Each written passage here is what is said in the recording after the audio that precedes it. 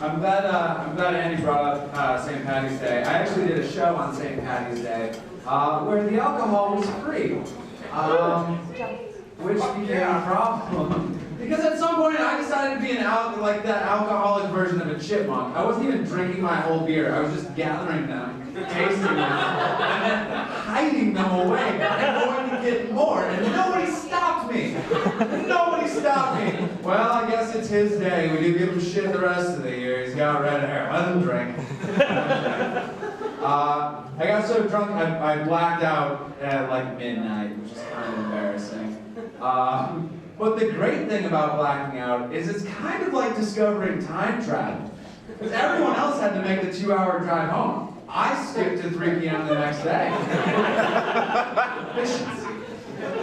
I've been getting really upset lately about things that I realize don't matter. I get really upset. The other night, I had a dream that we had butter. My roommate runs upstairs and goes, "Bryan, we have butter!" And I went, "What?" And I ran down and I looked in the refrigerator and there was butter. At this point in the dream, my body woke up. My brain was still asleep. I walked down to the refrigerator, I opened it up and flipped open the butter drawer. There was no butter. Now my brain boot's on and I have a tear rolling down my cheek about our lack of butter. I work with a poet at my job. He's a drunk communist poet. He's a cartoon character. He's not even a person. And I hate poetry. And he makes me read his poetry all the time. And I had to put an end to it. Finally, I was like, dude, I don't get poetry. I understand that it's an art form, and a lot of people do it, and it probably takes skill, but I don't get it. I don't like it. Leave me alone. And he goes, "Don't say you don't get poetry. Poetry's value is just in what it means to you." And I was like, then poetry's value is shit. It means nothing to me. I'm reading your poem. I don't understand you don't even rhyme. I thought that's what poetry was, but it's not. It's choosing a weird vocabulary, writing a short story about something no one gives a shit about, and then randomly hitting enter to start a new line.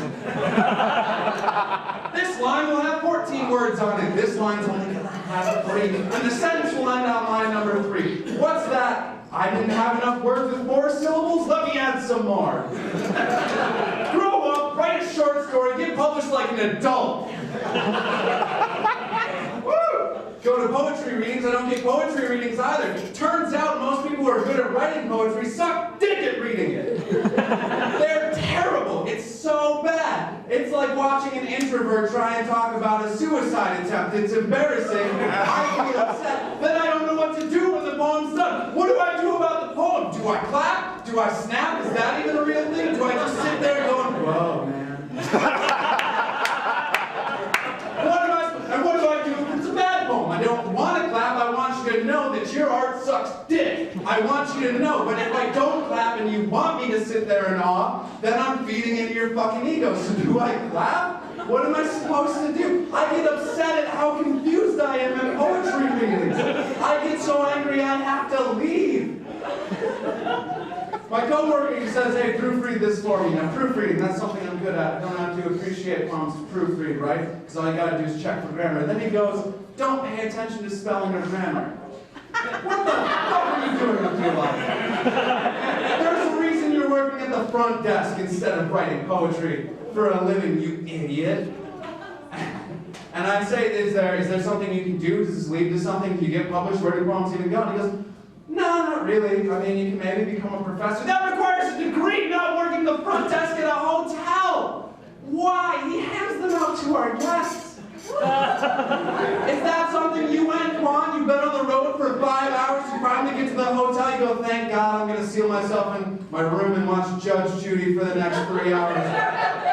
And someone hands you a poem that's a story about a guy who shit his pants in church? But it's so pretentious you don't even use the word shit? I'm a comic, I hear shit jokes a lot. I have never heard it talked about so creatively. I'm pretty sure I'm out of time at this point. I got a little too angry. I apologize. My name is Bryan.